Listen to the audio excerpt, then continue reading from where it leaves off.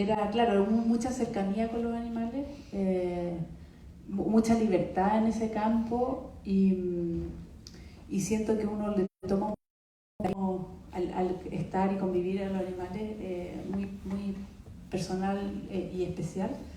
Y, y siento que a medida que fui creciendo, que fui madurando, me di cuenta que contar una historia más íntima, familiar, no me era suficiente.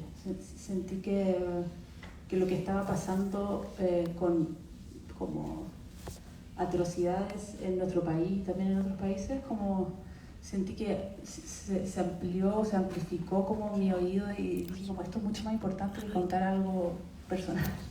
Sentía que, y de a poco fue como mutando, ¿no? Como esta idea de una historia más personal, familiar en el campo, me fueron llamando mucho más estos como muertes masivas que sucedían en Chile o en otros países y de a poquitito, gracias a la ayuda de Fernanda y de Manuela Infante, que es nuestra otra co-guionista, fuimos hilando un poquitito esta historia familiar con el mundo natural.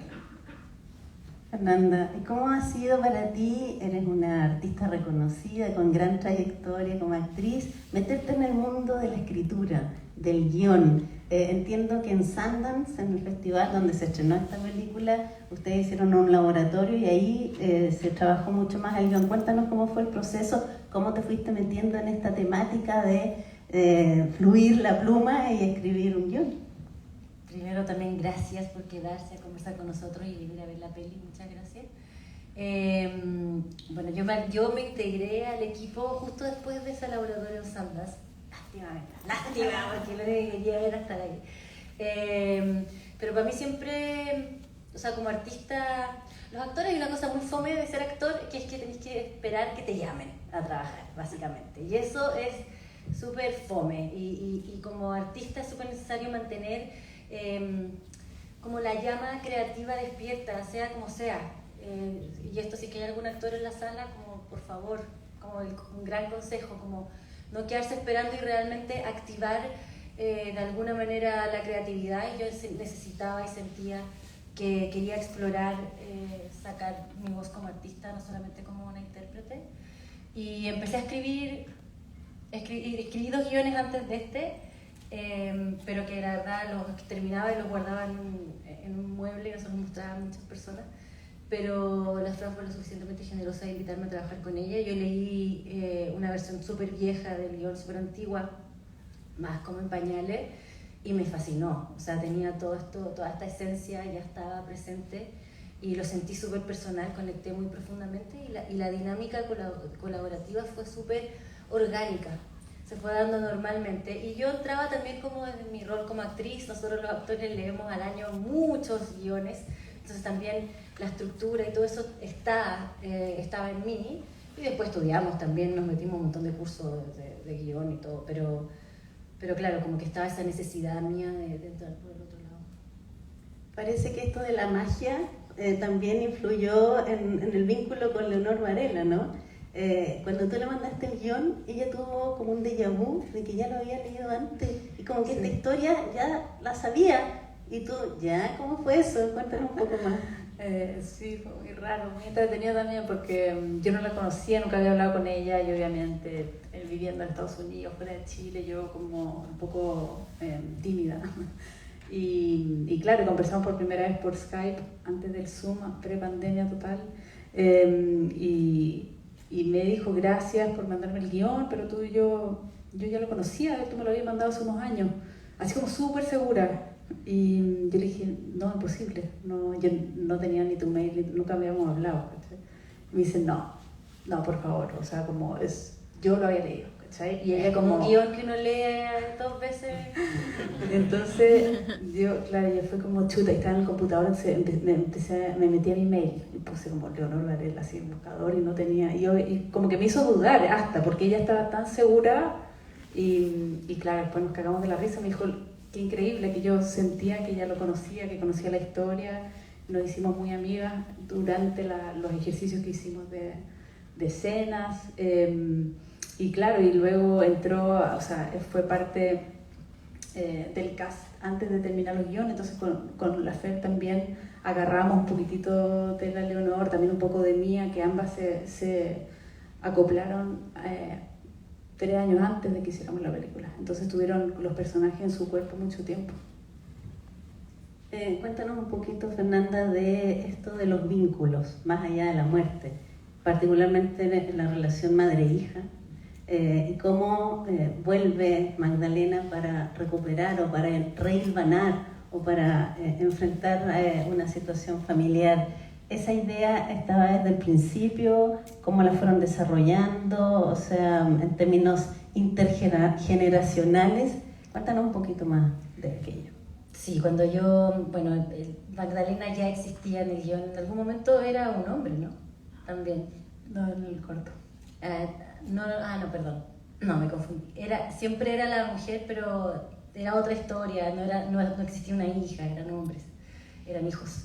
Pero cuando yo llegué estaban todos estos elementos. Lo que sí nosotras profundizamos mucho más los vínculos madre-hija y también este salto generacional que es tan común que uno tiene a veces más conexión con los abuelos o hereda cosas más directas como como una generación saltada, ¿no?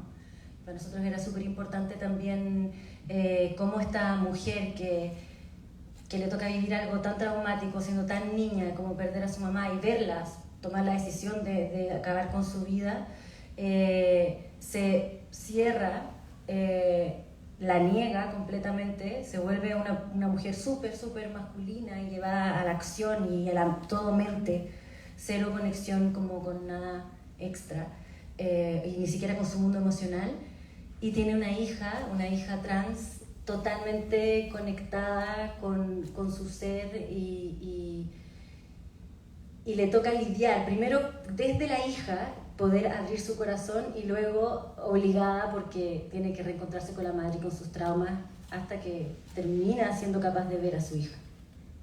Claro, no habría sido claramente lo mismo si hubiera sido un hombre. O sea, el tema también de la violencia que ella sufre y de la violencia psicológica que sufrió. Tú vienes con esta fijación, este leitmotiv de las vacas hace bastante rato, con tu corto anterior, que es una maravilla realmente, y todo el cielo cupo en el ojo de una vaca muerta, donde también hay apariciones, donde también está esta idea como más de realismo mágico. ¿Cómo fue el salto y por qué estos títulos tan largos que involucran a una vaca? Me tuvieron que Esta pregunta no puede faltar. Sí, harta gente me lo tuvo que mencionar como obsesión con las vacas. Y yo al principio era como, no sé, no lo encontraba tanto, pero ahora me doy cuenta que sí. Bueno, el corto que sí tiene vacas, también tiene un muerto que vuelve. Este muerto es un bisabuelo que dicen que se aparecía a gente. Y de nuevo viene de de escuchar historias como extrañas que sucede tanto en nuestra cultura, ¿no? En nuestra idiosincrasia, sobre todo en el campo, que yo siento que la gente le tiene menos miedo a las cosas como místicas o a las cosas esotéricas, ¿no? Entonces escuché muchas de esas historias y me pasó con las vacas que yo cuando chica, como no me enseñaron literalmente, pero las vacas eran animales tontos que estaban siempre atrás y que eran para usarlas, digamos, ¿cachai? Entonces siento que de a poco fui quebrando esa noción de adulta, ¿no? Que las vacas, así como cualquier otro animal, son dignas de cariño y de respeto, y en otras culturas son hasta veneradas, ¿no? Son seres divinos.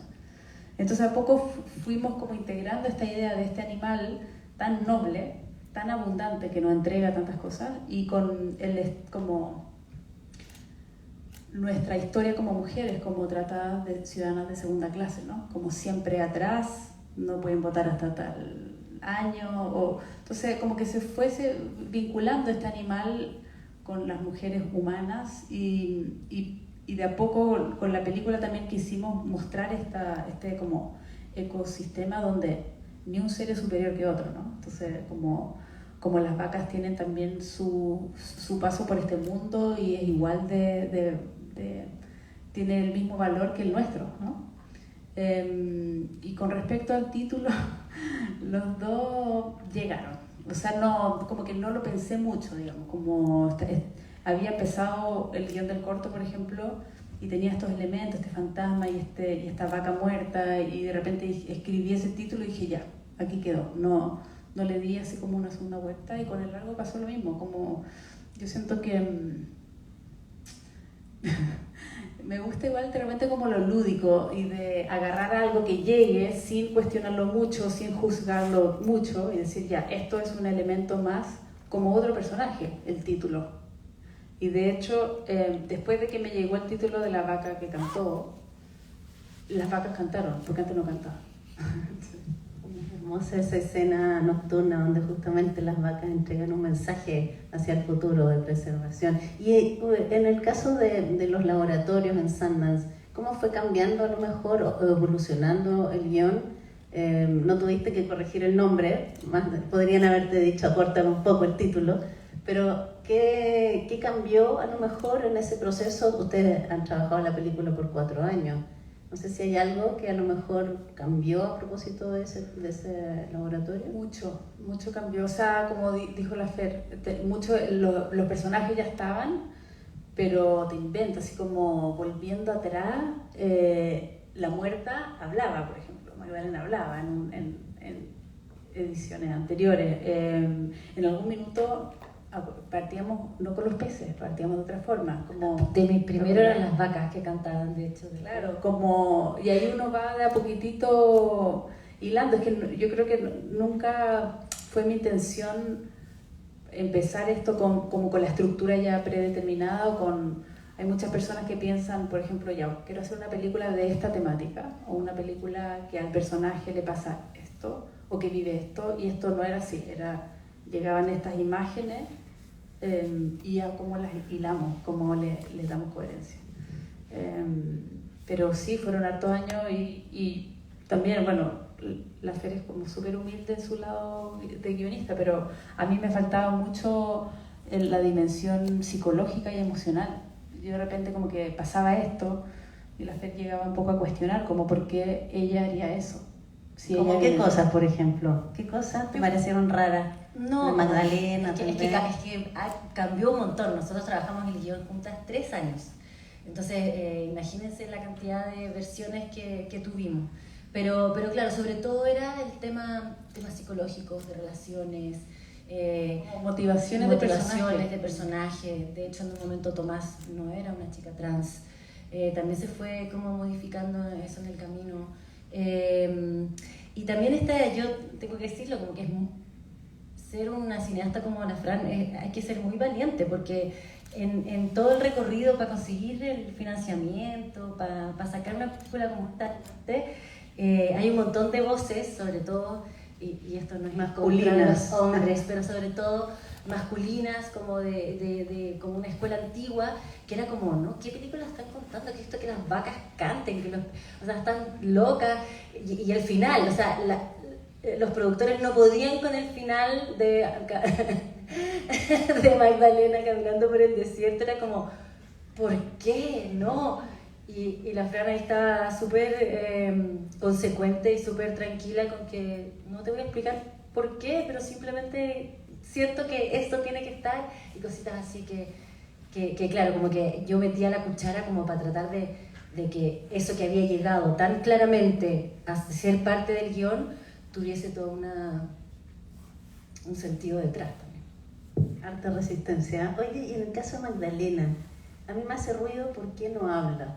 Porque si antes hablaba, como tú comentas, quitarle el habla cuando tiene tanto que decir, o tendrá que ver con esta otra forma de comunicación, ¿no? Donde, como en otros planetas, no es necesario hablar para darse a entender. ¿Cómo se explica? Yo creo que lo explicaste perfecto. Ahí está la respuesta. Sí, eso, o sea, como de a poco nos fuimos dando cuenta que ella ya viene como de vuelta un poco, y el final que dice la Fer es que para nosotras uno sigue, independiente en qué dimensión o después de la muerte, eso creemos nosotras al menos, o postulamos aquí. Y termina tú. que también teníamos ganas de,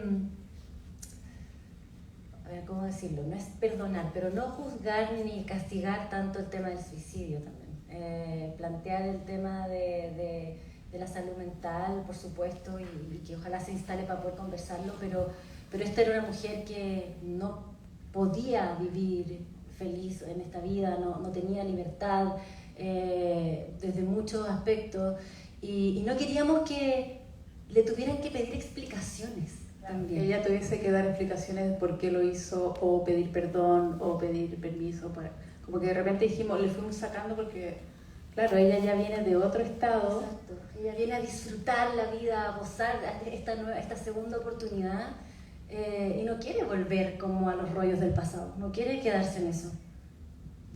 Bueno, nos interesa darle la palabra al público también para ver cómo la sintieron, cómo les llegó, cómo la interpretan, pero antes nos tienen que contar de este nuevo proyecto, esta dupla creativa con la Casa de los Espíritus. Ustedes van a hacer un tremendo proyecto, una adaptación al cine de un clásico de la escritora chilena Allende. Eso. Entonces cuéntanos un poquito cómo se viene, porque es un salto cuántico a nivel de producción. ¡Qué miedo! Sí, estamos ahí con el nervio, que yo creo que es necesario para tomar este proyecto. Es una serie de televisión, o sea, como las series hoy en día. Y no podemos contar mucho porque todavía no hemos empezado a grabar ni nada, pero de las cosas buenas que logramos es que se hiciera en Chile, porque no era obvio que se hiciera en Chile. La novela Isabel nunca menciona Chile, y lo hace a propósito porque ella quería que fuera una analogía a toda la historia latinoamericana que compartimos. Entonces es parte de esta adaptación, es también quedarnos desde ese lugar de la antología latinoamericana, iba a ser con un cast latinoamericano de varios países, entonces Claro. O sea, eso a los chilenos probablemente les va a cargar, pero es para que lo sepan de entrada.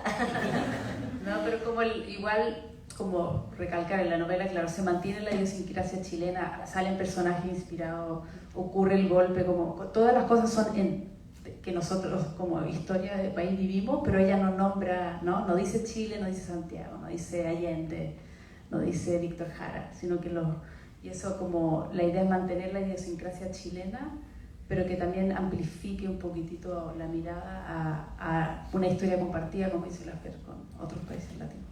Bueno, ya nos diste varias pistas, así que gracias, y abrimos la palabra al público. Tenemos algunos minutitos por si alguien quiere comentar qué les pareció la película, o cuando escucharon el título, qué se imaginaron. Acá después viene otra. Hola, felicitaciones en primer lugar. Me gustó mucho la película, y un tema que me surgió como a lo largo de la película, siento que desde el guión y desde las fotos, la sensibilidad, como que ella vuelve y tiene como esta hipersensibilidad, y me gustaría saber cómo la trabajaron en términos de guión y en términos también de la foto, porque creo que hay una propuesta súper interesante a nivel audiovisual que trata esa sensibilidad. Gracias.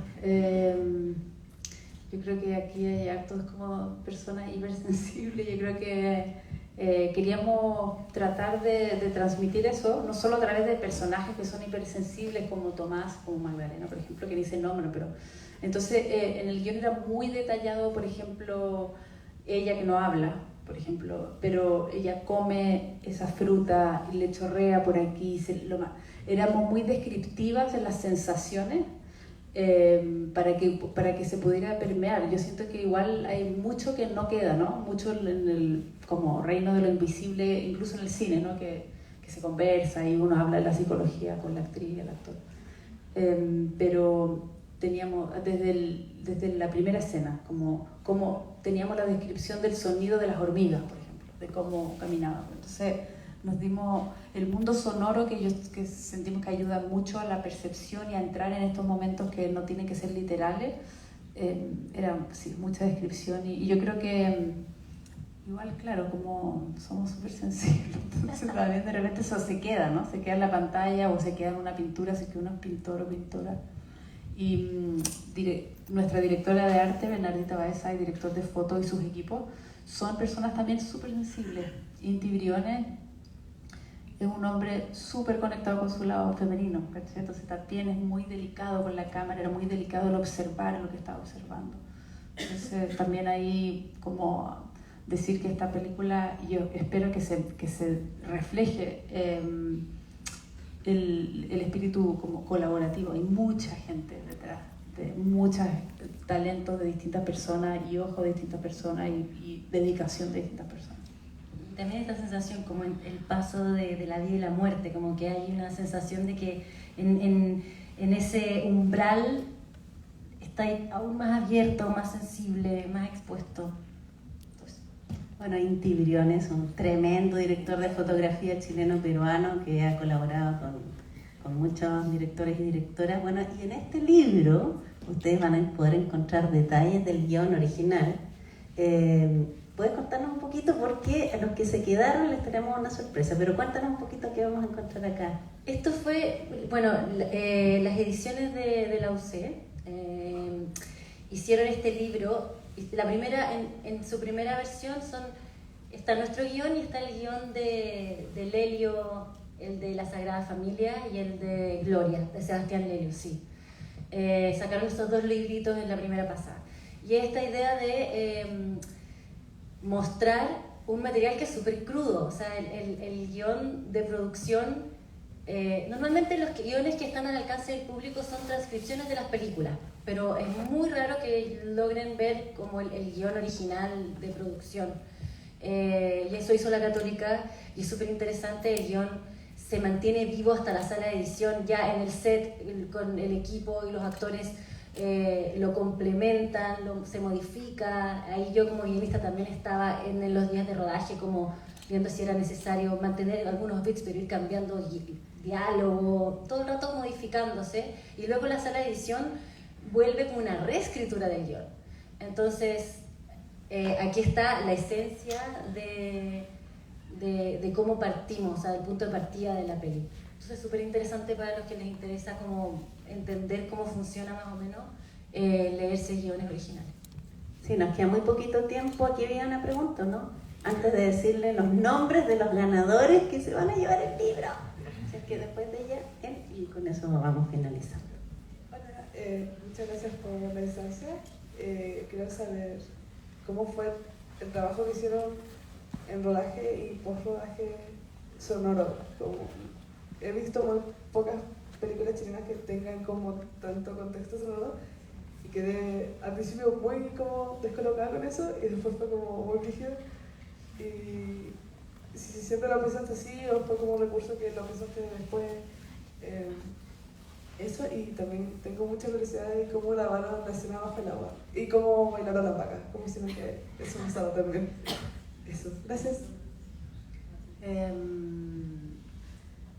El sonido, bueno, estuvo desde el principio en el guión, súper descriptivo. Queríamos que fuera como una atmósfera, y la atmósfera yo creo que se da por la imagen mucho, pero el sonido es muy potente también en la creación de atmósfera, de sensaciones. Entonces sí, fue como súper detallado. Buscamos incluso los ratos que podíamos, los sonidistas partían a buscar extra sonidos alrededor del set en el que estábamos grabando.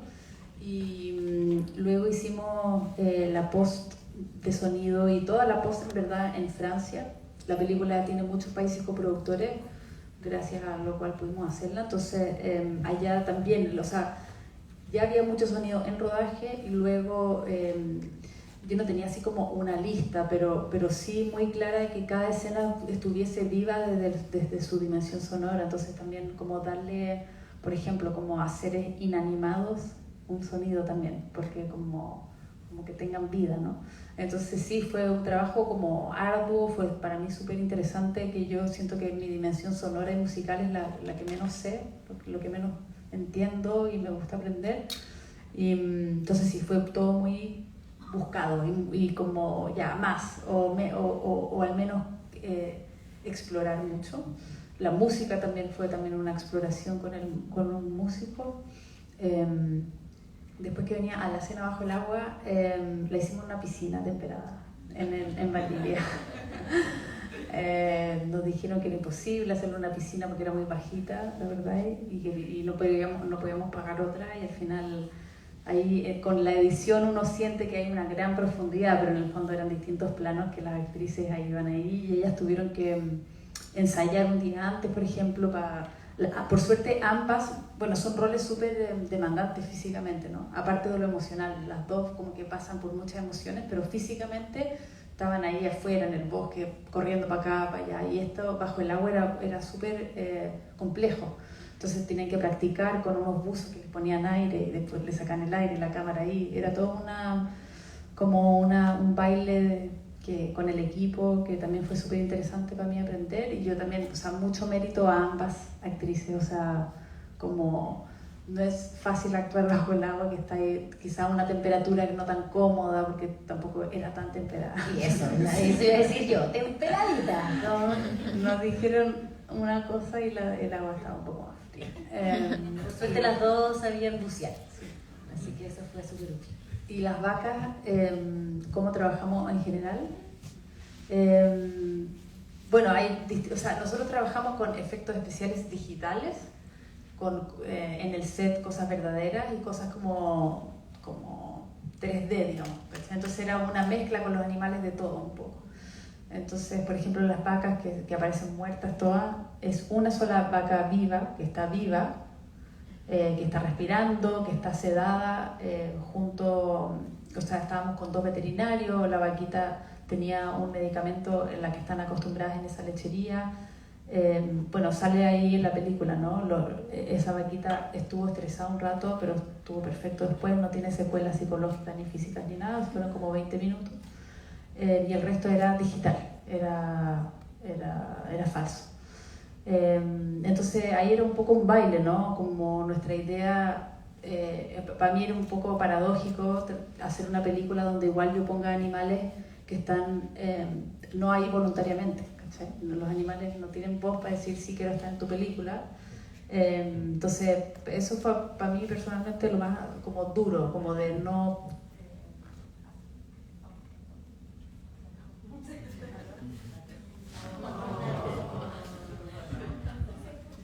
Ahí sí, no, ahí.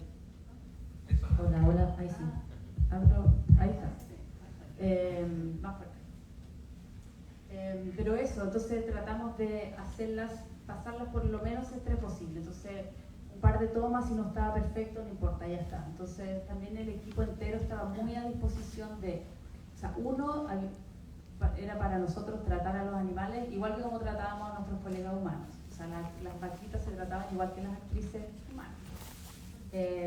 Entonces también tratamos de acomodarnos, prepararnos lo suficiente como para no molestarlas tanto, ¿sí? Entonces la cámara se movía mucho, el director de fotos estaba así moviéndose mucho para captar algunos planos que necesitábamos en vez de hacerlas moverse para acá, para allá tanto. Bueno, son súper curiosas, entonces era muy bonito, por ejemplo, cuando la vaquita se cae y las demás se cercan a la Leo, era completamente natural, nadie las hizo moverse, ellas se acercaban solitas. Lo mismo con los terneros que chupaban la mano, también era un acto súper espontáneo. Y eso también fue muy lindo. Teníamos, como decía la Fran, esos 2 veterinarios siempre y un señor que se encargaba como de manipular a los animales y los trataba súper bien. Bueno, tenemos poquitos minutos, pero no sé si acá, ¿no? Cortito, muy cortito porque ya estamos con la otra película encima. También creo que podríamos después conversar un rato afuera. Si alguien quiere, sí, porque estamos justo ya en la hora. Bueno, felicitar a la directora porque encuentro que ha tomado muchos riesgos, porque la película es muy personal, es muy poética y realmente me impresionó y me gustó mucho. Yo creo que usted quiere tener una mirada particular. No obstante eso, me gustaría preguntarle ¿cuáles son sus influencias en materia de cine? Porque su mirada es muy particular, pero seguramente se nutre de mucho. Sí, bueno, yo creo que sé que me dijiste cine, pero debo decir que la literatura me ha influido, me ha influenciado muchísimo, la pintura también, pero en cine yo diría como por nombrar algunos referentes, así como que yo los traigo siempre, Luis Buñuel, en su exploración surrealista desde siempre me fascinó y me gustó su approach de cómo traer eso, ¿no? Los momentos surreales en lo cotidiano. Una directora ucraniana que se llama Maya Deren, hacía corto en los 40, blanco y negro, sin música, y ella hacía todo, ella actuaba, ella hacía la cámara y hace algo bien impactante. Las primeras películas surrealistas que yo diría que muchos directores han sido influenciados por ella, pero nadie lo dice. Que ella trabaja el tiempo-espacio de forma muy interesante porque te deja como en un limbo tiempo-espacial y te hace entrar en un mundo más meditativo, a veces más de ensoñación. Y dos que también me gustan mucho, yo creo que también tienen que ver con esa influencia de tratar de entrar en lugares no de la realidad cotidiana, sino que salirnos de lo material, y es Bergman y Tarkovsky. Los dos han sido grandes influencias. Bueno, les agradecemos montones y vamos a decir los nombres de las o los ganadores del libro. Cha-cha-cha-chan. Paola Nessi. Díganme que está por aquí, por favor. No me digan que se fue. ¿O no? Oh, se la perdió. Ya, y ahora Paula Riquelme. Díganme que sí. ¿Sí? Bueno, que venga Paula Riquelme. ¿Y Manuel Enríquez? ¿Manuel Enríquez está? Bien, ya vengan a sacarse su foto, pues. Y muchas gracias a ustedes por quedarse. Gracias. Sigan difundiendo entonces por redes sociales. La Magdalena.